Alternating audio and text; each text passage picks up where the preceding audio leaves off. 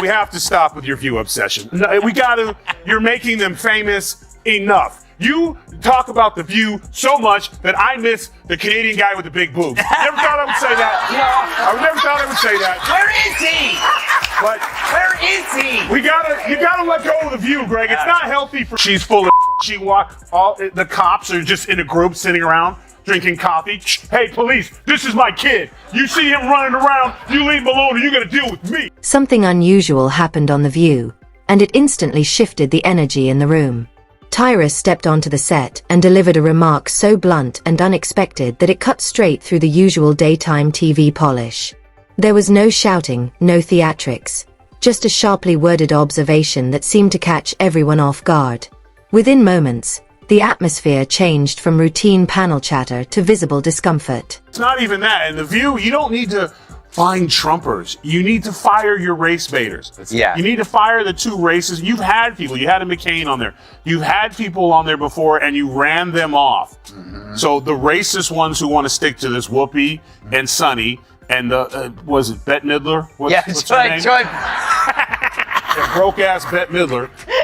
Fire them and bring people in. Maybe you could get McCain. On the surface, the show always appears smooth.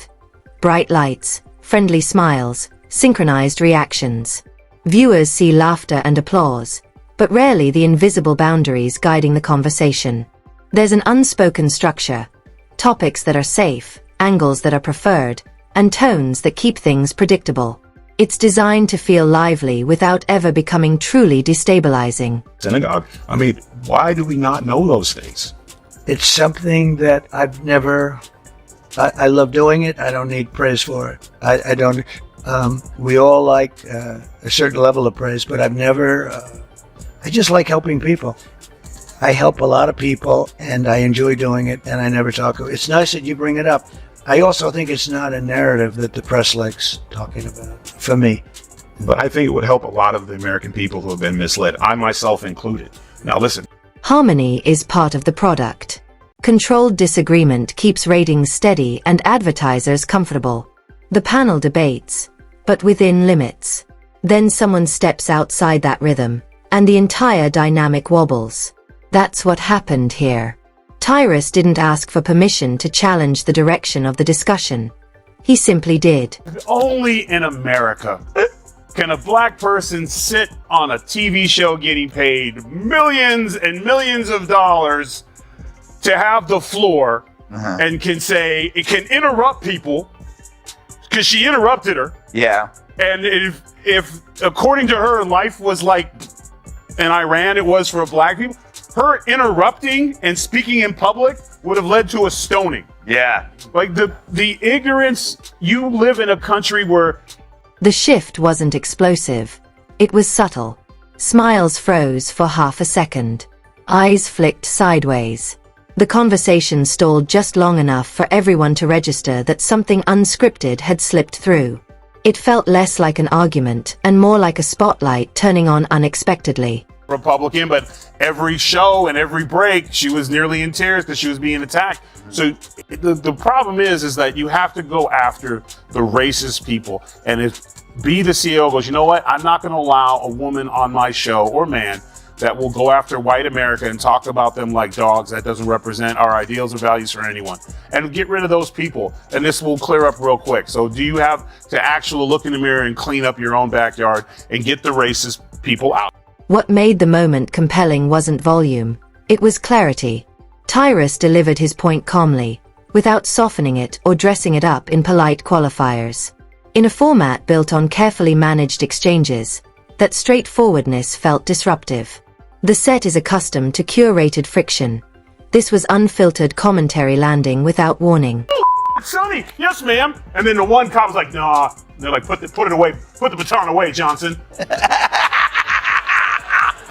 You got away this time, kid, because if you weren't Sonny Halston's son, I'd you would. Like, this is what people do. They lie. They say the stupidest.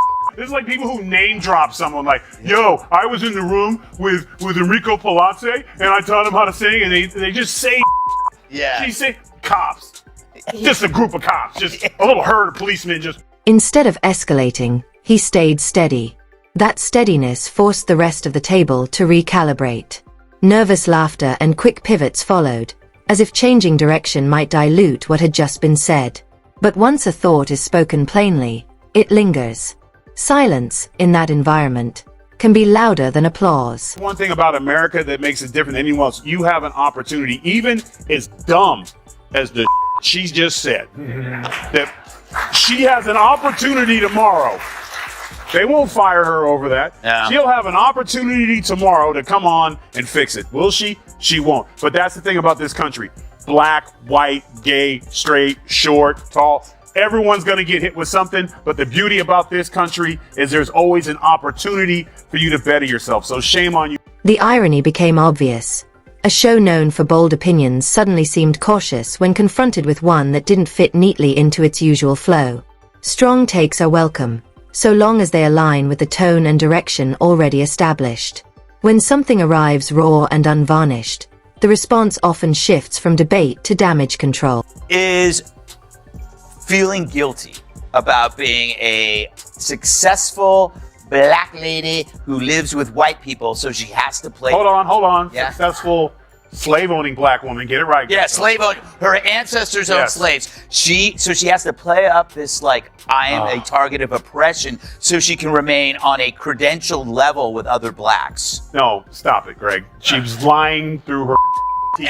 The aftermath followed a familiar pattern. Rather than dissecting the substance of the remark, attention subtly drifted toward delivery. Was it constructive? Was it helpful? Did it match the spirit of the discussion?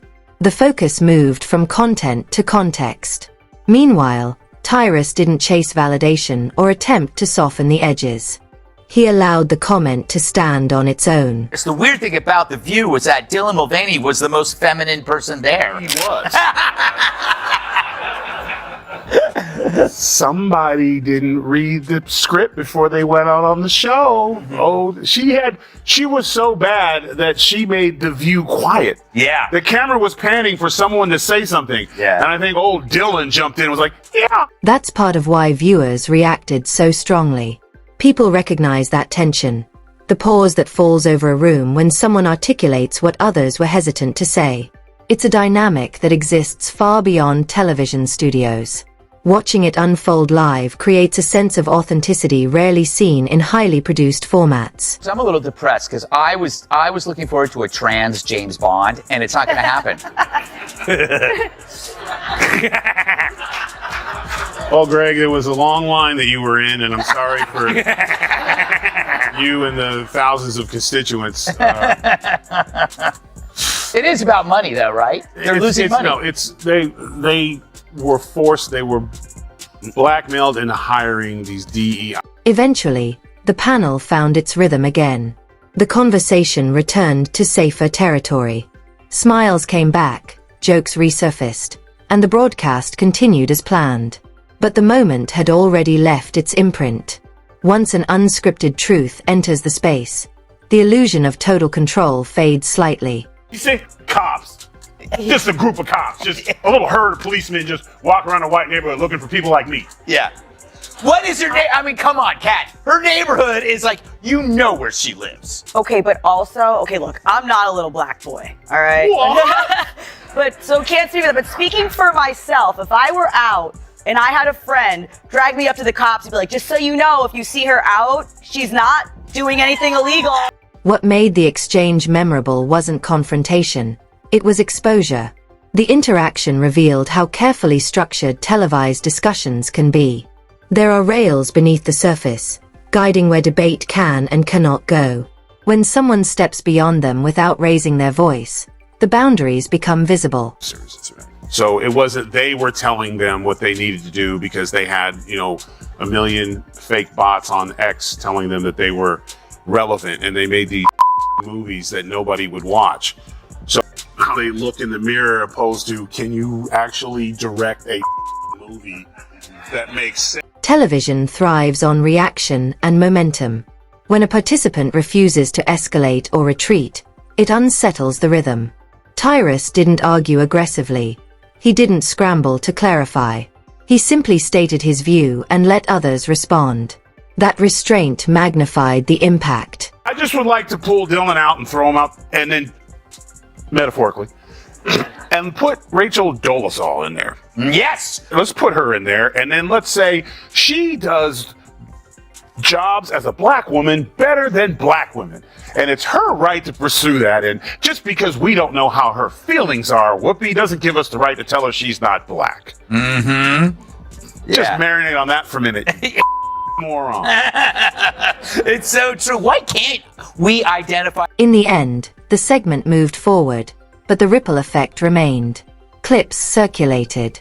Comment sections filled with debate. The reason wasn't outrage. It was recognition. Viewers sensed they had witnessed something unfiltered in a space usually defined by polish. On Earth, and this is the only country where you can talk this kind of and get away with it. She has a right to, unfortunately, whether you like it or don't like it, she has a right to say it. But you also, as a voter in her district, one, if you want more snacks, and two, if you want someone who represents the country you're in your neighborhood who represents America, who loves America, that's who you vote for. You don't vote for someone like that who clearly, you can say, I'm an African American, okay? But I'm an American. You know what I'm saying? You can say I'm an Irish American. But when you say I'm a Guatemalan first and American second, that's a... By the time the show wrapped, everything appeared back to normal. Yet the moment lingered because it highlighted a simple truth. Sometimes the most disruptive act isn't yelling or provoking. It's calmly stating something direct and refusing to retract it. In a world saturated with noise, that kind of composure can resonate louder than any dramatic outburst.